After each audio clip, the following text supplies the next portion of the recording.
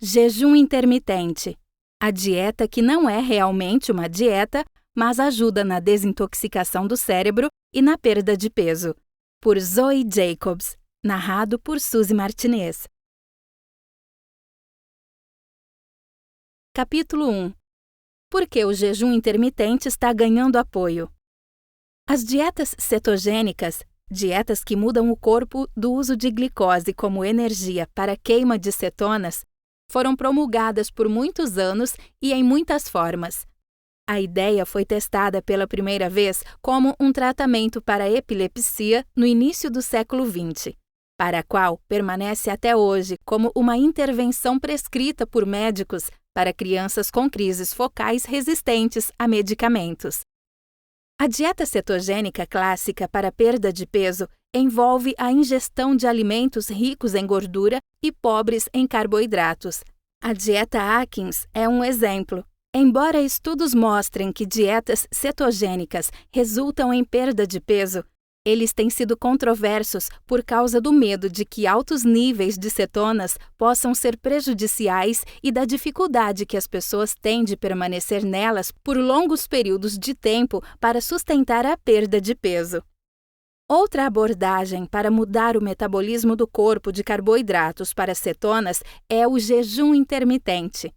Recentemente, uma revisão no New England Journal of Medicine, NEJM, por cientistas do National Institute on Aging e da Escola de Medicina Johns Hopkins, sugere que o jejum intermitente pode de fato ser um método seguro e eficaz, não apenas para perder peso, mas também para aumentar a expectativa de vida.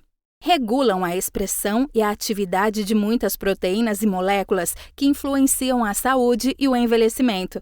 Isso inclui proteínas e moléculas envolvidas na inflamação, função cardiovascular e cerebral e utilização de glicose. A revisão do NEJM não discute quaisquer danos possíveis dos níveis elevados de cetona e, na maior parte, eles não parecem ser clinicamente significativos para a maioria dos indivíduos. Em humanos, de cabo a Madison revisam estudos relatando que intervenções de jejum intermitente melhoram a obesidade, resistência à insulina, os problemas no diabetes tipo 2, dislipidemia, como níveis elevados de colesterol, hipertensão, pressão alta e inflamação. Alega-se que o jejum intermitente pode ter um efeito positivo ou preventivo em uma ampla gama de distúrbios, incluindo asma, tumores cerebrais, artrite reumatoide e declínio cognitivo. De Cabo e Madison fazem recomendações sobre como iniciar o jejum intermitente para atingir a meta de 5x2, 5 dias por semana comendo e 2 dias de jejum. Outros regimes de jejum também são possíveis. O encômio NEJM ao jejum intermitente parece dar suporte a uma crescente moda de jejum para a saúde.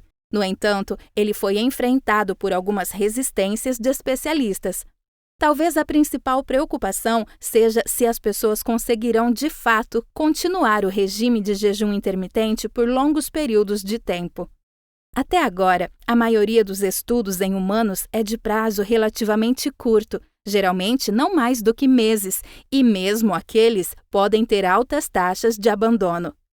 De acordo com Guy Mintz, um cardiologista da cidade de Nova York, alguns estudos mostram que os pacientes comem mais do que a quantidade recomendada de comida em dias de jejum e menos em dias de festa. Mintz também alerta que para algumas pessoas, como diabéticos e idosos, o jejum intermitente pode ser perigoso. Na verdade, nem todos os estudos de jejum intermitente em humanos produziram resultados positivos. Conforme observado na revisão do NEJM, um estudo de 12 meses não mostrou diferenças na perda de peso ou outras medidas de saúde entre um regime de jejum em dias alternados e restrição calórica diária. Houve taxa de abandono de 38% no grupo de jejum contra 29% e 26%, respectivamente, nos grupos de redução de calorias e controle. Outras dietas saudáveis podem ser mais administráveis por períodos longos. Certamente, não há dados que possam indicar se o jejum intermitente faria as pessoas viverem mais, de forma saudável ou não. Isso levaria décadas seguir pessoas que praticam ou não o jejum intermitente para ver quem vive mais, e mesmo esse tipo de estudo observacional seria difícil de interpretar devido às muitas outras variáveis que afetariam os resultados dos grupos. A única maneira definitiva, é claro, de saber se isso aumenta a expectativa de vida seria randomizar as pessoas para um grupo de jejum intermitente ou algum outro grupo de dieta. Tal estudo seria muito caro, por isso não acreditamos que ele seja realizado em breve.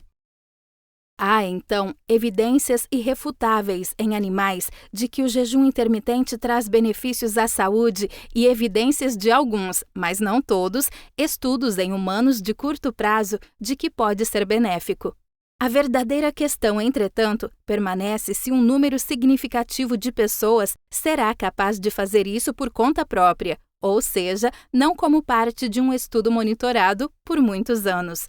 Ainda não sabemos a resposta, mas há razão para pensar que pode ser muito difícil passar 2 períodos de 24 horas por semana sem comer por muitos anos.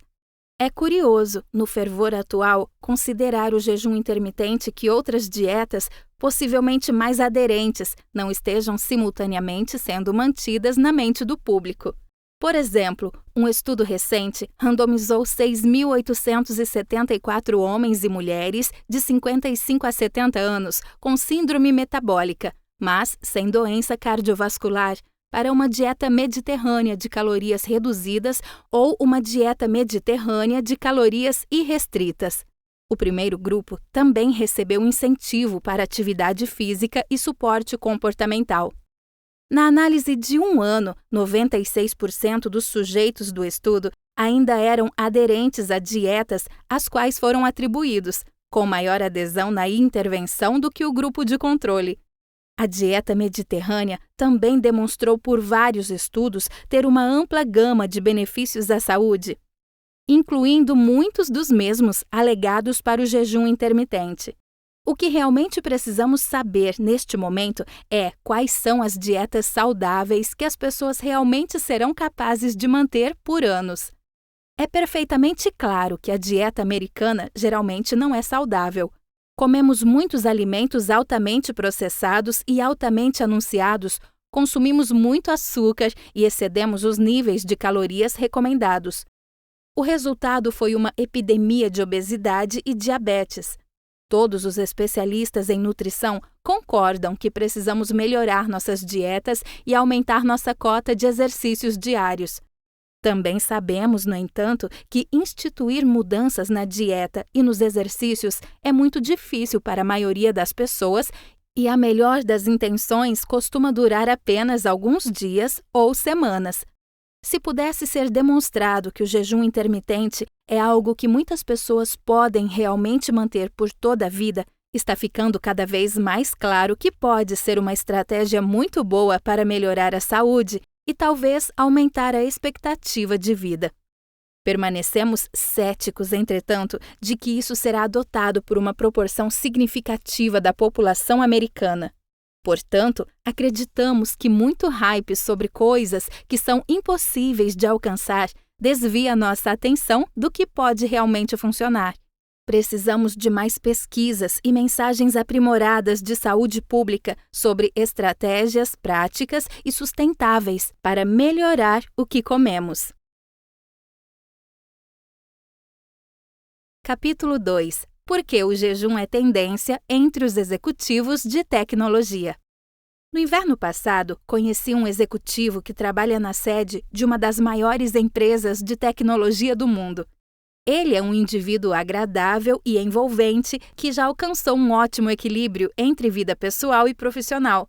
Mas uma coisa se destacou. Além de trabalhar longas horas, passar muito tempo ao ar livre, esquiando e fazendo caminhadas e estar totalmente presente para sua família, ele também passa muito menos tempo comendo.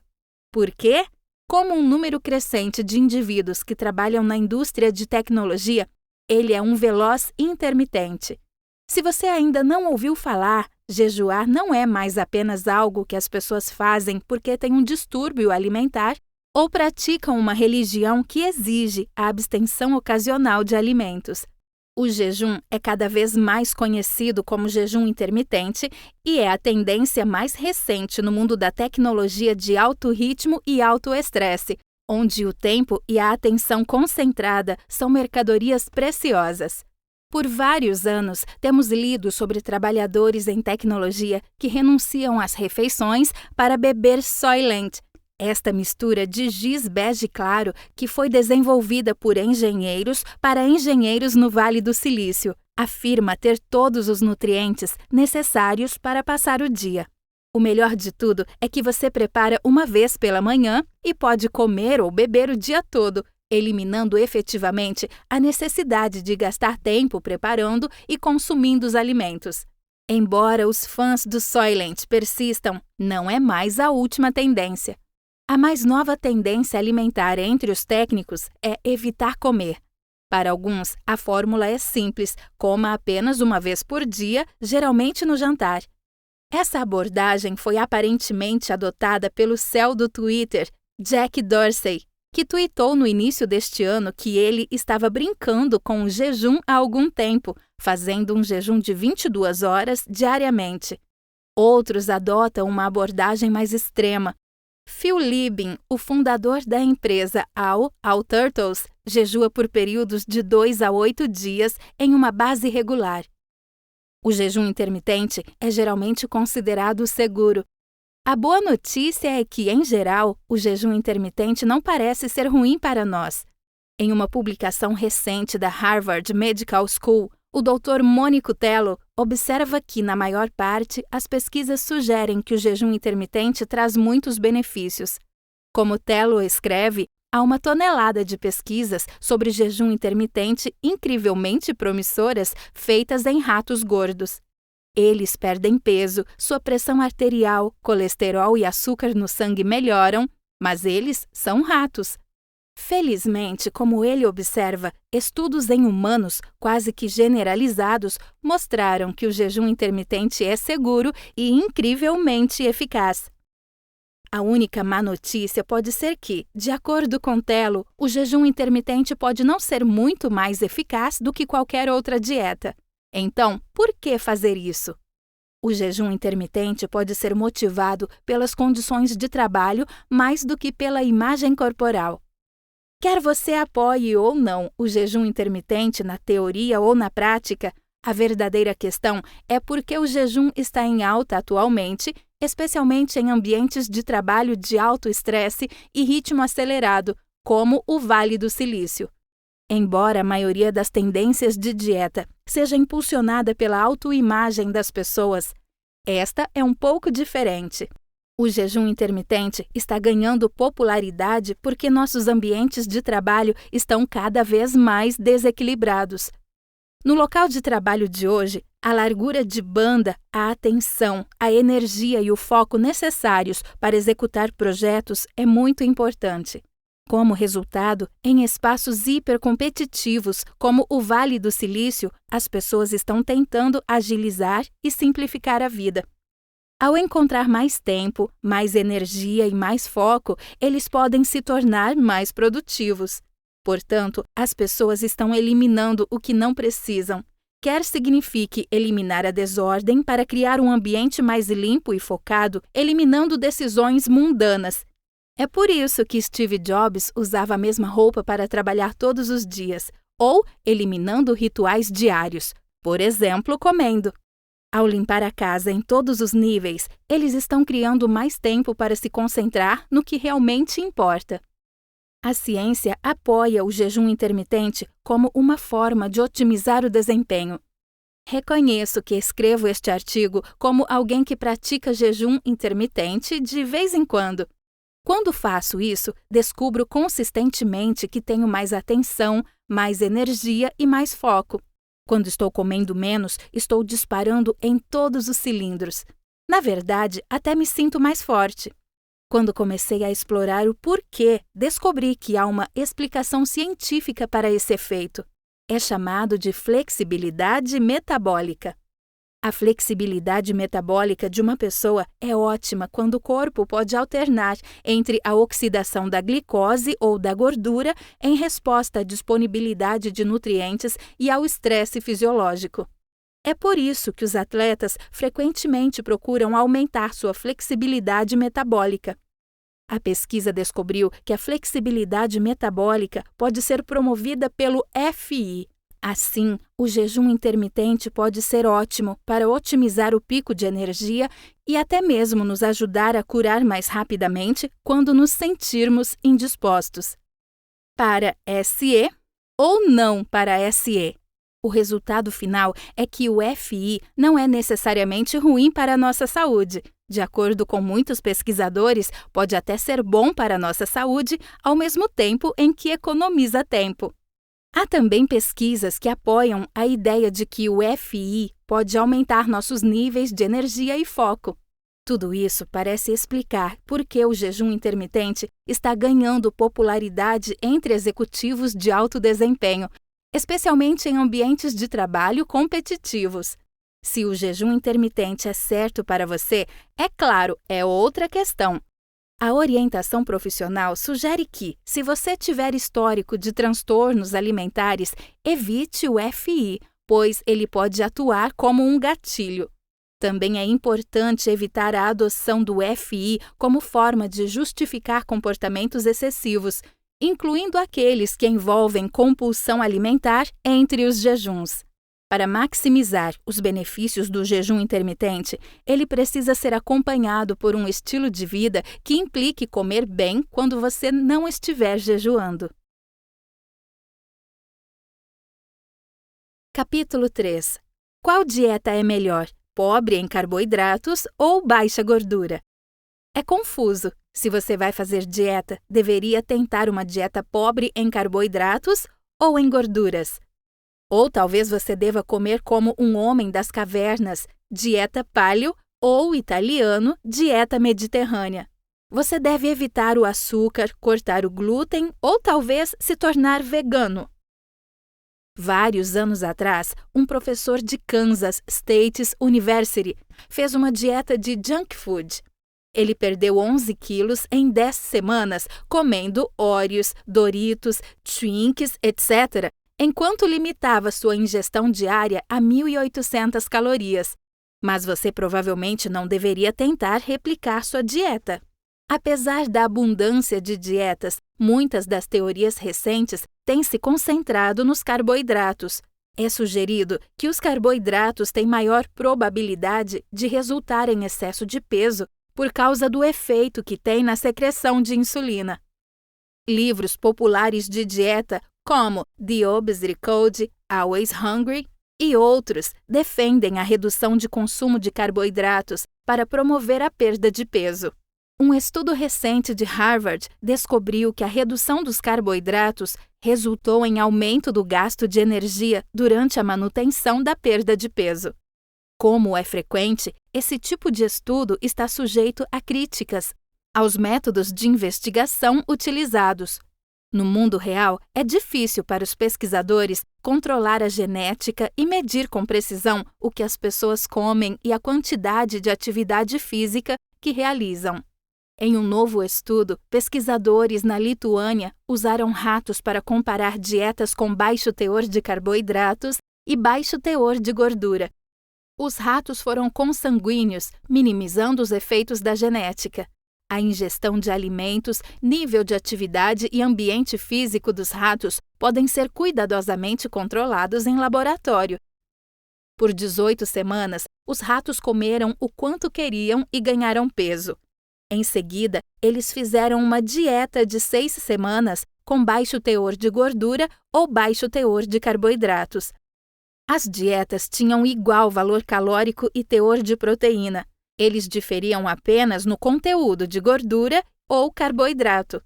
Ambas as dietas com baixo teor de gordura e carboidratos resultaram em perdas de peso semelhantes. Isso foi 30% melhor do que os ratos de controle que consumiram uma dieta normal. Para ambos os grupos de dieta, a perda de peso foi devido à perda de gordura.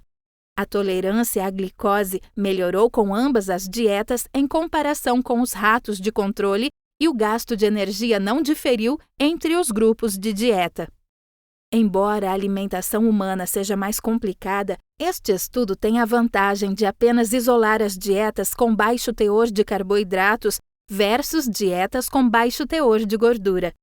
Todas as outras possíveis influências na perda de peso foram controladas, então os resultados indicam que é a restrição calórica, não a composição de macronutrientes da dieta, que é responsável pela perda.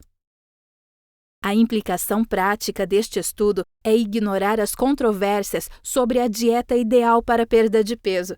Se você está tentando perder peso, escolha um plano de redução de calorias, Mediterrâneo, Paleo, Salt Beach, Ornist, etc. Alguns são mais saudáveis do que outros, mas para perder peso, encontre um com o qual você possa conviver. Apenas planeje mantê-lo por um longo prazo. Capítulo 4. O que sabemos sobre o jejum para perda de peso? As dietas da moda vêm e vão tão frequentemente quanto trens em uma estação movimentada, e muitas sugerem abordagens completamente diferentes para a perda de peso. Dietas baseadas em proteínas encorajam os participantes a renunciar a alimentos processados e carboidratos. Programas como o Vigilantes do Peso prescrevem uma dieta saudável com uma variedade de alimentos, mas restringem as calorias para a perda de peso. E as dietas baseadas em vegetais eliminam os produtos de origem animal, incluindo carnes e laticínios. A última dessas modas é o jejum intermitente. Existem várias maneiras de implementar esse tipo de dieta.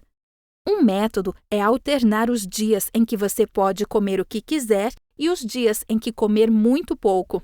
Em que, por exemplo, 2 dias por semana, quem está fazendo dieta restringe severamente a ingestão total de calorias a cerca de 500 calorias por dia. Outro método é não comer 12 a 15 horas por dia, por exemplo. Tome um café da manhã tardio às 10 horas e termine o jantar antes das 19 horas. O conceito é que comer minimamente por um longo período de tempo restringe suas calorias o suficiente para levar à perda de peso e também leva a alterações hormonais em seu corpo que reduzem o risco de desenvolver certas doenças, incluindo diabetes e câncer. Embora não haja muitas evidências sobre o jejum intermitente, há um pequeno, mas recente número de dados disponíveis.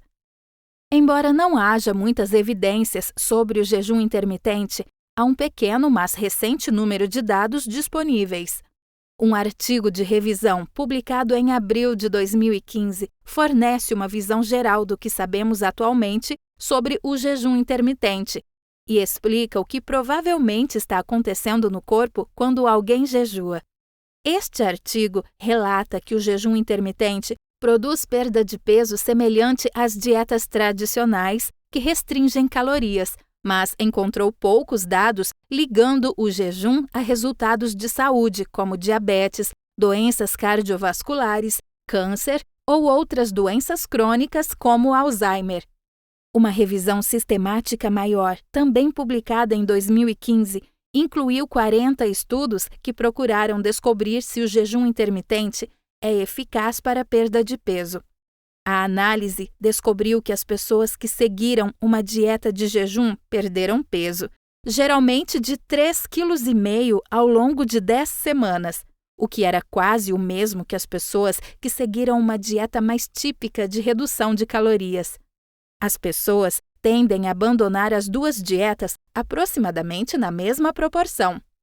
Um terceiro artigo de revisão, que incluiu 4 ensaios clínicos randomizados e 2 estudos observacionais, descobriu que as pessoas que jejuaram melhoraram o peso, a pressão arterial e os níveis de insulina de forma intermitente e reduziram o risco de serem diagnosticadas com doença arterial coronariana e diabetes. Os pesquisadores concluíram que ainda não há dados suficientes para recomendá-lo como uma intervenção de saúde. Um artigo de revisão mais recente, publicado este ano, encontrou resultados semelhantes de perda de peso. O jejum intermitente ajudou as pessoas a perder peso melhor do que não seguir dieta nenhuma, e mais ou menos na mesma proporção das dietas mais tradicionais. O que isso tudo significa? O jejum intermitente parece ser uma opção válida para pessoas interessadas em perder peso e tão eficaz quanto uma dieta tradicional. No entanto, essa dieta seria problemática para algumas pessoas, especialmente aquelas que têm diabetes ou tomam medicamentos que requerem alimentação, jovens e adolescentes que estão crescendo, qualquer pessoa que teve um distúrbio alimentar e mulheres que estão grávidas ou amamentando. Capítulo 5. Exercício e jejum ligados ao Brain Detox. Toxic podem arruinar o seu cérebro. Os médicos sabem há muito tempo que o acúmulo de proteínas tóxicas pode levar a doença de Alzheimer, doença de Parkinson, doença de Lou Gehrig e outras doenças neurodegenerativas devastadoras. Até recentemente, ninguém sabia como interromper o processo, muito menos como tirar essas proteínas tóxicas do cérebro. Claro, sabíamos que o exercício tinha benefícios relacionados ao cérebro. Os médicos já recomendaram há algum tempo cerca de 1 hora de exercícios, pelo menos 3 vezes por semana, para melhorar a função cerebral de pessoas com deficiência cognitiva leve e até mesmo para atrasar o início ou diminuir o processo da doença de Alzheimer. No entanto, até a recente divulgação dos resultados de um estudo realizado por pesquisadores de Harvard, ninguém entendia exatamente o mecanismo de ação por trás do poder do exercício de ter esse tipo de efeito no cérebro. Claro, o exercício libera hormônios que melhoram o humor e a clareza mental, mas para atrasar ou retardar o processo de doença de Alzheimer? Em 19 de fevereiro de 2019, pesquisadores do Blavatnik Institute da Harvard Medical School divulgaram os resultados empolgantes que podem explicar isso. O estudo examinou os efeitos celulares de exercícios em jejum e vigorosos, ambos considerados intervenções metabólicas que mostraram, de forma independente, melhorar a eliminação celular interna das chamadas proteínas residuais. E por que isso é tão emocionante? Porque não temos que esperar pelo desenvolvimento de um novo medicamento. Existem 2 coisas que todos nós podemos fazer agora, apenas usando os processos naturais do nosso corpo e sem efeitos colaterais. Doenças neurodegenerativas, como a doença de Lou Gehrig, Parkinson e Alzheimer, estão todas ligadas ao acúmulo excessivo de proteínas mal dobradas, mutantes, tóxicas ou desnecessárias, que interferem nas funções celulares. O estudo de Harvard mostra que o exercício vigoroso aumentou significativamente os níveis de CAMPS, um gatilho químico que induz um processo celular que resulta na eliminação desse excesso ou resíduos de proteínas. O pesquisador sênior da equipe, Alfred Goldberg, demonstrou por meio de pesquisas anteriores que as drogas estimulantes do CAMPS também podem precipitar a remoção dessas proteínas defeituosas ou tóxicas, incluindo aquelas que podem levar a doenças neurodegenerativas. Este novo estudo mostra que, por meio de exercícios vigorosos ou de jejum de 12 horas, o corpo pode induzir naturalmente o mesmo processo sem a introdução de quaisquer medicamentos exógenos ou suplementos. Implicações: o jejum e os exercícios são intervenções metabólicas bem conhecidas. Ambos podem iniciar o estado metabólico de cetose, que atualmente é o assunto de grande interesse na comunidade de pesquisa em tratamentos e prevenção de uma variedade de distúrbios neurológicos. Ter um distúrbio metabólico é um conhecido fator de risco para o desenvolvimento da doença de Alzheimer. O fato de que o jejum e os exercícios vigorosos estão agora ligados ao processo de limpeza celular, que pode ser responsável pela remoção do excesso de proteínas conhecidas por causar Alzheimer e outras condições neurodegenerativas, pode significar que os pesquisadores de Harvard encontraram um processo biológico que pode explicar o porquê distúrbios metabólicos são um fator de risco significativo para o desenvolvimento de doenças neurodegenerativas em primeiro lugar. O outro aspecto instigante dessas descobertas recentes é a perspectiva de que a dieta cetogênica, criada para imitar o estado de jejum sem ter que evitar todos os alimentos, pode ser uma ferramenta de longo prazo mais útil no processo de limpeza celular. Os pacientes não podem jejuar por mais de 30 dias sem correr o risco de morrer de fome. No recente estudo de Harvard, os benefícios trazidos por exercícios vigorosos e um jejum de 12 horas para induzir o processo de limpeza celular, observado em resposta ao exercício e jejum, embora estimulantes, foram relativamente de curto prazo. A presença do CAMPS, que precipita a remoção das proteínas residuais, deixou de ser elevada em poucas horas após o exercício e jejum. A dieta cetogênica, que permite um estado de cetose de jejum mais sustentável sem fome, pode valer a pena considerar uma limpeza de primavera celular mais robusta para o tratamento ou prevenção de doenças.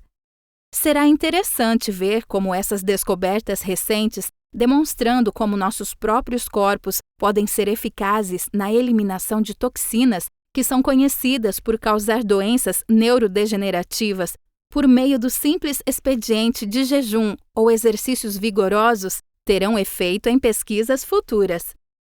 Este estudo levanta questões sobre o uso de jejum e talvez do jejum intermitente regular, como um meio de eliminar regularmente essas toxinas para proteger o cérebro.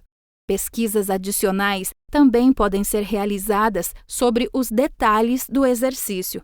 O protocolo do estudo focou no ciclismo, mas provavelmente outras formas de exercício produziriam benefícios semelhantes.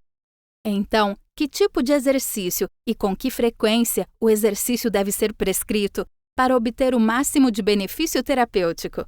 E, para aqueles que podem precisar de uma limpeza de primavera prolongada, a dieta cetogênica induz o mesmo processo, aumentando os níveis de AMPC no nível celular, da mesma forma que o jejum faz para reverter ou retardar o progresso da doença de Alzheimer? Esperançosamente, mais trabalho pode ser feito para explorar essas possibilidades adicionais para desenvolver um protocolo de tratamento direcionado e de longo prazo, sem a necessidade de quaisquer medicamentos ou suplementos para tratar ou até mesmo prevenir essas doenças cerebrais incapacitantes. Capítulo 6. Os motivos pelos quais não podemos recusar o fast food. Muitas descobertas recentes da neurociência sobre os efeitos dos alimentos em nossos cérebros e como tomamos decisões sobre comer são, na verdade, segredos comerciais padrão ouro de supercadeias como o McDonald's. Com bilhões e bilhões servidos, eles devem estar certos. Aqui estão 7 coisas que eles sabem e que você também deve. 1. O açúcar é viciante.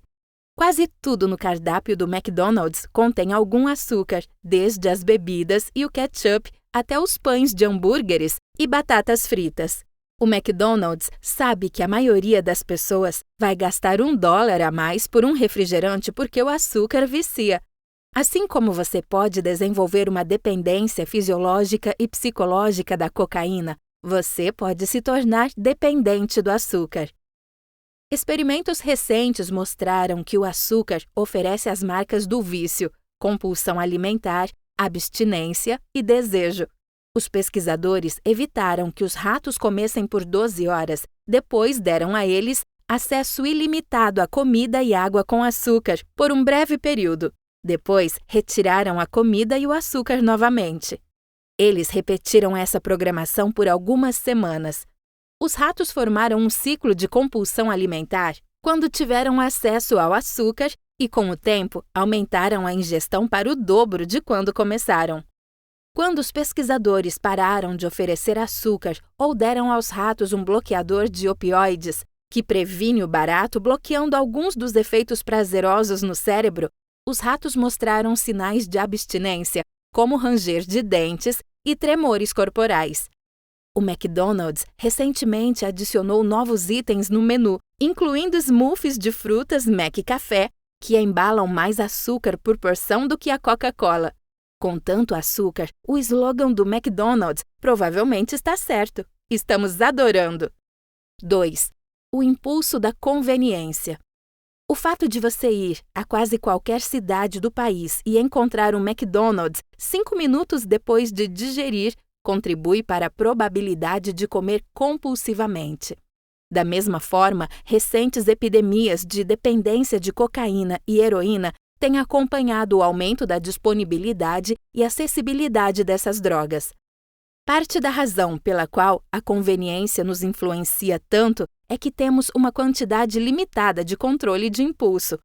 Alguns de nós são melhores em resistir à tentação, enquanto alguns são mais propensos a ceder. A atividade da dopamina em seus núcleos accumbens, o centro de recompensa do cérebro, pode atrapalhar a capacidade de tomada de decisão do cérebro, interferindo no córtex pré-frontal, a região de controle de impulsos do cérebro. A dopamina tem 5 tipos únicos de receptores, numerados de 1 a 5, mas os receptores da dopamina 2, D2, parecem ser os mais importantes para a alimentação compulsiva. Estudos de imagem mostram que, para participantes obesos, menos receptores D2 correspondem a um índice de massa corporal mais alto. Com menos receptores D2, eles são mais propensos a comer compulsivamente. Fica ainda mais difícil resistir ao superdimensionamento de sua refeição. 3. O cérebro aproveita a economia pelo valor da refeição. Os preços baixos minimizam a dor associada à separação do seu dinheiro suado. As decisões tornam-se difíceis quando duas forças opostas tentam influenciar você. Neste caso, gastar dinheiro em vez de comer. O cérebro avalia os custos e benefícios de uma decisão em uma região chamada córtex orbitofrontal. Imagens cerebrais mostraram que perder dinheiro pode fazer com que seu cérebro experimente o mesmo padrão de atividade de quando você dá uma topada no dedo do pé. Perder dinheiro dói. No entanto, o McDonald's consegue contornar esse problema fixando o preço de um sanduíche mais barato do que o jornal de domingo, o que ajuda a compensar a dor de seu filé mignon de $40 na noite anterior. No McDonald's, você obtém uma refeição gratificante sem a dor de perder dinheiro. Eles tornam a decisão fácil para o seu cérebro. 4. Nosso cérebro prefere alimentos com alto teor calórico. Conforme sugerido por John Leader em The Frontal Cortex, nosso cérebro evoluiu durante uma época em que a comida era escassa. Então, nos tornamos adeptos da escolha de alimentos que continham calorias. Em um experimento recente, os cientistas usaram ratos geneticamente modificados que não tinham receptores de açúcar e, portanto, eram incapazes de detectar doçura na comida. Os pesquisadores deram aos ratos acesso gratuito a 2 bebedouros, um com água com açúcar e outro com água comum. Inicialmente, os ratos não mostraram preferência. A água com açúcar tinha o mesmo sabor da água normal. No entanto, após várias horas, os ratos passaram a beber quase exclusivamente do bebedouro com açúcar. Para garantir que os ratos preferissem as calorias, mas não conseguissem detectar o sabor, os pesquisadores ofereceram água adoçada com sucralose. Por exemplo, o Splenda, os ratos não pegaram. Quando os cientistas analisaram os cérebros dos ratos, eles descobriram que os ratos liberavam dopamina em resposta à água com açúcar, embora não pudessem sentir o gosto, mas não em resposta à água comum ou sucralose. Nossos cérebros podem dizer a diferença entre alimentos com alto teor calórico e alimentos diet, mesmo que tenham o mesmo sabor. 5. A velocidade tem propriedades viciantes. As drogas têm uma hierarquia de potencial viciante com base na velocidade com que chegam ao cérebro. Os comprimidos têm de ser engolidos, decompostos no estômago, empurrados para o trato digestivo e depois absorvidos pela corrente sanguínea antes de chegarem ao cérebro. A recompensa que você experimenta vem relativamente muito tempo depois de você tomar a droga. A heroína pula o tempo de latência. Injetá-lo diretamente na corrente sanguínea o envia para o cérebro em segundos. Quanto mais perto você puder emparelhar um estímulo com uma recompensa, mais forte será a associação.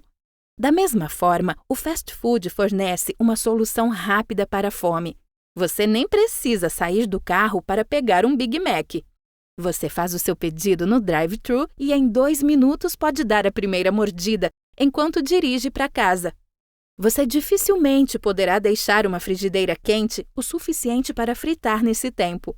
Quanto mais cedo você tiver o hambúrguer em mãos, mais cedo ele poderá desencadear a liberação do coquetel de substâncias químicas gratificantes em seu cérebro. 6. Cérebros gostam de marcar.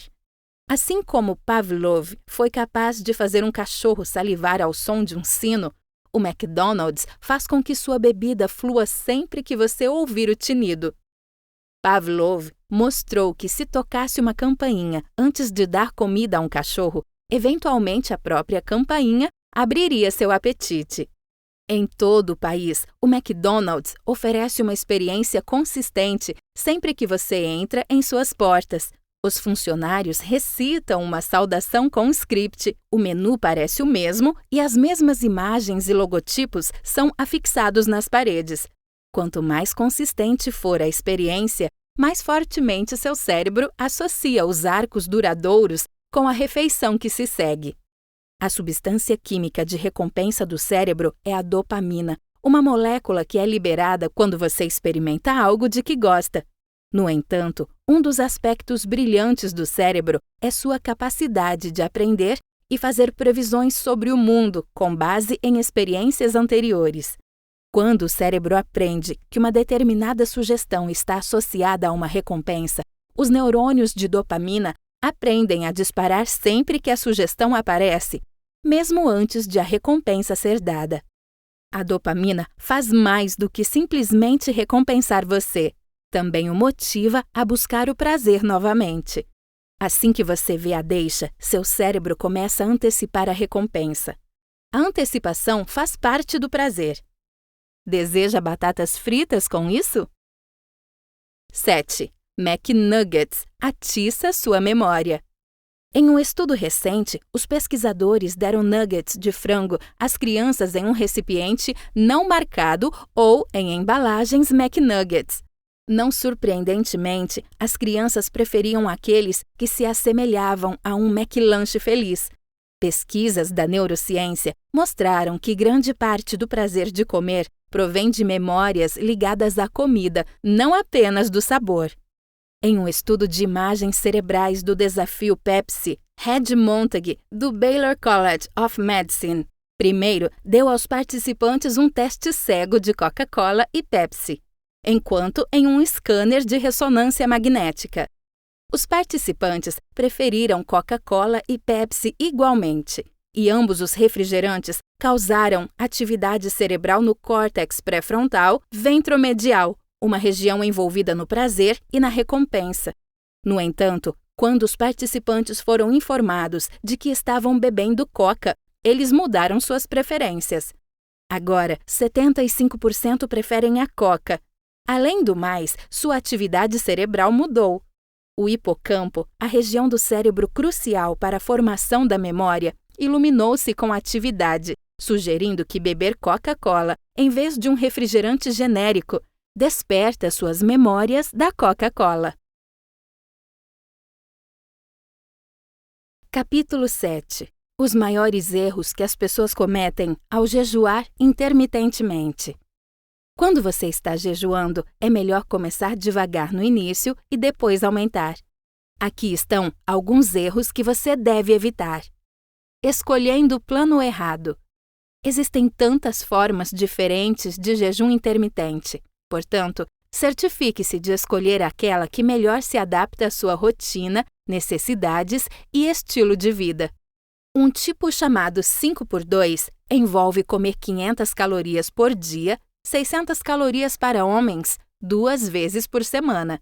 Se você tem um trabalho exigente em tempo integral, uma família ativa e uma rotina de exercícios intensa que deseja seguir, comer aquelas poucas calorias parecerá impossível nesses dias. Portanto, o plano 16x8, em que você jejua 16 horas todos os dias, provavelmente será mais fácil de manter. Ele permite que você simplesmente pule o café da manhã e tenha uma janela de alimentação das 11 às 19 horas. Faça sua pesquisa e escolha um plano de jejum intermitente que faça mais sentido para você para que possa segui-lo. Fazendo muito cedo demais. Se você é o tipo de pessoa que costuma comer a cada 2 horas e precisa comer logo de manhã, dê tempo ao seu corpo para se adaptar. Permitir que você tenha tempo para se acostumar com esse novo protocolo alimentar é o ideal para o seu sucesso. Comece com um jejum simples de 12 horas, em que você para de comer às 20 e começa a comer às 8 da manhã do dia seguinte. Aumente gradualmente sua janela de jejum por 30 minutos a cada 1 a 3 dias até que você alcance sua meta. O mesmo se aplica à sua rotina de exercícios. Enquanto seu corpo está se acostumando a não comer de manhã, você pode não conseguir continuar com seus exercícios matinais habituais. Você pode obter mais sucesso mudando seus treinos para um período depois de ter comido recentemente, ou talvez precise apenas fazer treinos menos intensos por algumas semanas. Ou algumas pessoas pulam os treinos até que o corpo entre em ritmo. A chave aqui é ser paciente e ver isso como uma mudança no estilo de vida. Então, está tudo bem se levar algum tempo para se adaptar. Você pode até descobrir que em alguns dias está mais faminto do que em outros, então não há problemas em comer antes do planejado. Desistindo muito cedo. O jejum intermitente exige uma certa dose de disciplina, mas, como mencionado há pouco, também leva tempo para se acostumar. Os primeiros 4 a 5 dias são definitivamente os mais difíceis. Você vai sentir fome. Você pode se sentir tonto, exausto ou com dores de cabeça. Saiba que essas sensações passam rapidamente e no final da primeira semana seu corpo começará a se adaptar. Sua fome diminuirá e você começará a se sentir mais enérgico e focado.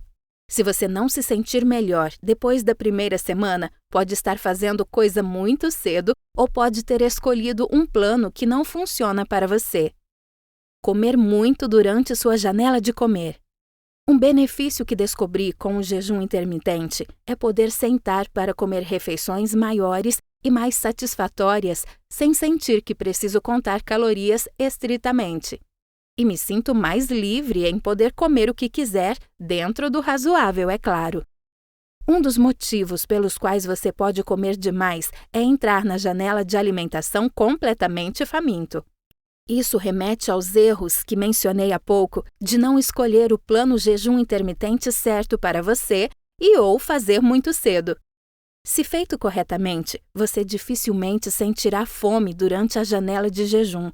E quando atingir o momento em que a janela de alimentação começa, você não sentirá tanta fome a ponto de querer inalar todo o conteúdo de sua cozinha.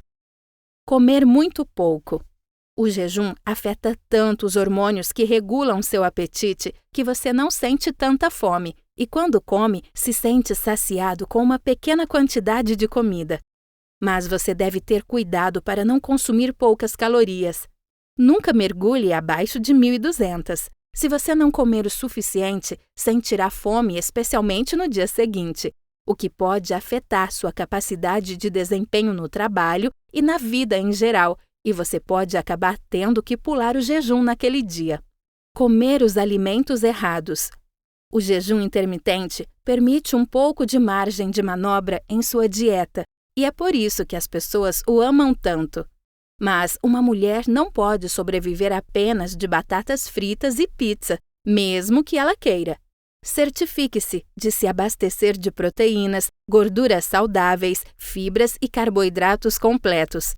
Isso vai saciá-lo por mais tempo, continuar a ajudá-lo a construir músculos, manter um cérebro saudável e apenas fazer você se sentir com mais energia e mais feliz no geral. Capítulo 8. Como controlar a parcela para perda de peso. O controle da parcela é um dos maiores truques nutricionais que descobri para manter um estilo de vida saudável, perder peso e então manter meu peso ideal. A ideia é entender o que seu corpo precisa e apenas comer até esse nível. Muitas vezes, seja porque sentimos que temos que terminar tudo o que está em nosso prato, ou os restaurantes têm porções gigantes pré-determinadas, comemos em excesso, o que leva ao ganho de peso. Insira o controle de porções, que nos ajuda a identificar o que está em nossa comida e quanto precisamos consumir para suprir nossos objetivos. O obstáculo para muitas pessoas, quando tentam perder peso, entretanto, é que elas acham que precisam reduzir drasticamente a quantidade de comida que estão comendo, o que não é necessariamente o caso. Meu objetivo aqui é compartilhar como controlar a parcela sem sentir fome o tempo todo e ainda perder peso, assumindo que esse seja o seu objetivo. O resultado final é que o controle da porção significa que nenhum alimento está fora dos limites. É apenas uma questão de escolha se e quando você decidir comer alguma coisa. Por que o controle de porção é importante? Em termos básicos, seu corpo requer uma certa quantidade de calorias para funcionar e sobreviver a cada dia. Essas calorias são determinadas por sua idade, peso atual e nível de atividade diária e variam de pessoa para pessoa. Uma mulher média requer aproximadamente 2.000 calorias por dia para manter seu peso e 1.500 calorias por dia para perder meio quilo de peso por semana. Um homem médio, por outro lado, requer aproximadamente 2.500 calorias por dia para manter seu peso e 2.000 para perder meio quilo de peso por semana. É aí que entra o controle da porção. Se você estiver ingerindo mais calorias do que o necessário, seu corpo pegará essas calorias extras e as armazenará como gordura. Quanto mais calorias extras você consumir, mais gordura armazenará. Portanto, para reduzir as calorias extras armazenadas como gordura, podemos usar o controle da porção para garantir que estamos comendo o que nosso corpo realmente precisa. A razão pela qual isso é tão difícil para muitos de nós é que constantemente recebemos porções maiores do que precisamos. Isso nos faz comer mais, sem perceber que comemos em excesso, causando ganho de peso. Como o controle de porção pode ajudar você a perder peso? Distribuindo nossa comida e controlando a quantidade de comida que colocamos em nosso corpo, podemos essencialmente assumir o controle sobre quanto de nossa comida será armazenada como gordura. E, se comermos com um déficit calórico, o que significa que comemos menos do que o nosso corpo necessita a cada dia para funcionar, podemos fazer nosso corpo usar a gordura armazenada para obter energia, o que causa perda de peso. Quanto mais gordura armazenada seu corpo queima, mais peso você perde, até certo ponto. E é por isso que queremos ter certeza de manter uma dieta saudável e balanceada, enquanto utilizamos o controle da parcela ou porção. 10 dicas de controle de porção para como começar. Não se preocupe, não é aqui que sugiro que você coma palitos de cenoura e aipo todos os dias para perder peso. Na verdade, recomendo comer porções que o façam sentir-se saciado e satisfeito, ao mesmo tempo em que entendem a distribuição alimentar daquilo que você está comendo. Para ajudá-lo, reuni algumas dicas de controle de parcela que me ajudaram quando comecei. Leia todos os rótulos nutricionais. Isso é importante e com certeza será uma grande ajuda para entender o que está em sua comida. É muito importante ler os rótulos para entender o tamanho das porções. Isso não significa que seguimos o que o rótulo recomenda como uma porção, no entanto. Em vez disso, usamos rótulos para entender quanto dessa comida devemos comer. Nem todo mundo precisa do mesmo tamanho de porção, por isso é importante levar em consideração suas necessidades diárias. Você pode ler mais sobre o que procurar nos rótulos neste Guia de Alimentação Limpa. Meça sua comida. Existem muitas maneiras diferentes de entender o tamanho das porções para que possamos ter uma ideia melhor do que estamos comendo. Se você está cozinhando em casa, o que é uma ótima maneira de controlar o tamanho das porções, você pode usar uma balança de cozinha, copos graduados e recipientes de preparação de refeições para controlar as porções das mesmas. Preparação de refeições. Adoro preparar as refeições porque é uma ótima maneira de ajudá-lo a se preparar para ter sucesso em seus objetivos saudáveis. Ajuda a preparar e cozinhar refeições balanceadas e saudáveis e controle total sobre o tamanho das porções. Quanto mais você planejar com antecedência e fazer com que sua refeição balanceada funcione para você, melhor você será. Aqui estão algumas ótimas ideias de preparação de refeições para você começar. Calcule suas macros.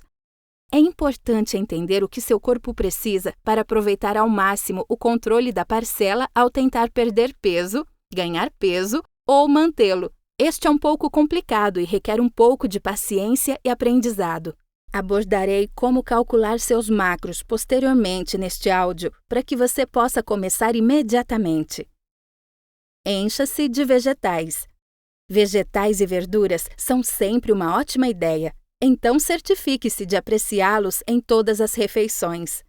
Eles não apenas adicionam nutrientes valiosos, mas também satisfazem e não consomem muitas calorias, o que permite que você distribua melhor seus carboidratos e proteínas. Vá devagar e firme. Ninguém gosta de ficar com fome o tempo todo. É um estilo de vida que não será satisfatório e, portanto, provavelmente falhará quando você estiver tentando perder peso.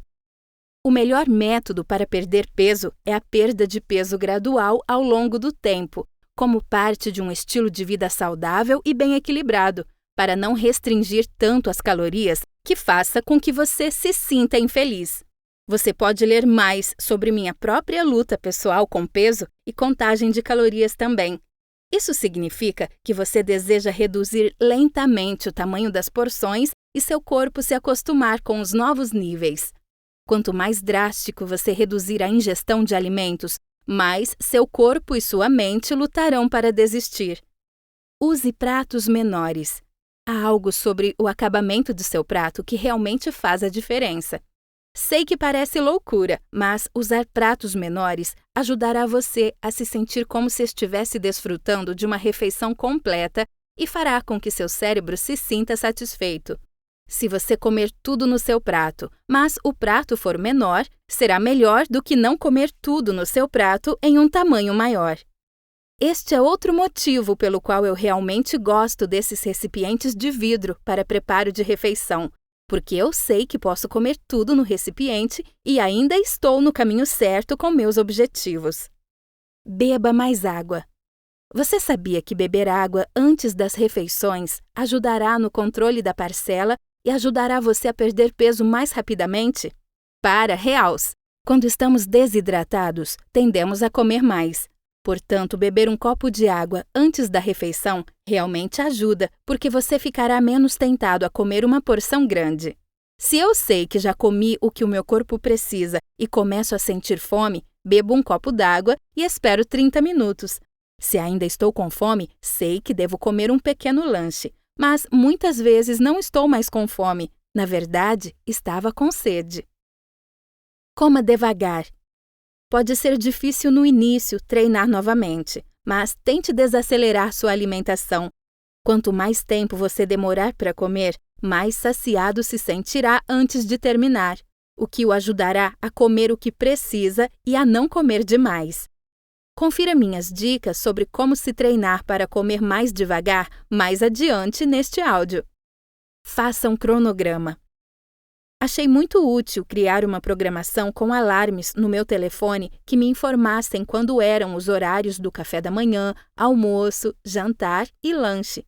Dessa forma, eu sempre tinha algo pelo qual ansiar e sabia que estava um pouco longe enquanto treinava meu corpo para não comer mais em excesso. Tamanho da porção, qual a diferença? Aprender a medir os alimentos é muito importante e tornará o controle das porções muito mais fácil. Então, vamos falar sobre a diferença entre o tamanho da porção. O que significa o tamanho da porção? O tamanho da porção é a quantidade recomendada de um tipo específico de alimento. Esta é a quantidade recomendada para um dia, não para uma refeição. O tamanho da porção é o que você lerá no rótulo nutricional na parte superior desse produto. O tamanho da porção, acredite ou não, na verdade não é baseado nas necessidades dietéticas em nenhum grau. O tamanho da porção que vemos no topo dos rótulos nutricionais, por exemplo, 15 biscoitos, 8 onças ou 2 colheres de sopa, etc., foi determinado a partir da quantidade média que os americanos consumiam em um único assento, com base em pesquisas feitas de alimentos entre 1978 e 1988. Insano, certo? Os tamanhos de porção listados no rótulo de informações nutricionais não são tamanhos de porção recomendados. Por lei, o tamanho das porções deve ser baseado na quantidade de comida que as pessoas realmente consomem e não no que devem comer. Isso significa que não é muito útil para entender quanto dessa comida devemos comer. Você deve entender isso por si mesmo. O que significa o tamanho da porção? O tamanho da porção é a quantidade real de comida que você literalmente come de uma vez. Isso significa que precisamos entender o tamanho das porções de nossos alimentos e comer o que o nosso corpo necessita, usando o controle de porções para perder peso e ser saudáveis. Também é sempre importante lembrar que suas necessidades nutricionais são provavelmente muito diferentes das de uma pessoa comum, especialmente quando você considera que o tamanho da porção nem mesmo era baseado nas necessidades nutricionais. Fatores que devem afetar sua ingestão calórica diária e o tamanho da porção ideal. Nível de atividade física. O exercício aumenta a capacidade do seu corpo de queimar calorias. Altura, era, genética, dieta. Certos alimentos podem aumentar ou diminuir seu metabolismo, que é o que queima a gordura. Gênero, drogas. Certas drogas podem ajudar ou prejudicar seu metabolismo. Massa muscular. Quanto mais músculos você tem, mais calorias seu corpo queima. Tamanho do corpo, desequilíbrios hormonais. E é isso. É importante aprender sobre esses fatores e continuar com seus programas de jejum intermitente e perda de peso. Desejo a você toda sorte! Isso foi Jejum Intermitente. A dieta que não é realmente uma dieta, mas ajuda na desintoxicação do cérebro e na perda de peso. Por Zoe Jacobs, narrado por Suzy Martinez. Copyright 2020 Zoe Jacobs. Produção Copyright 2020 Zoe Jacobs.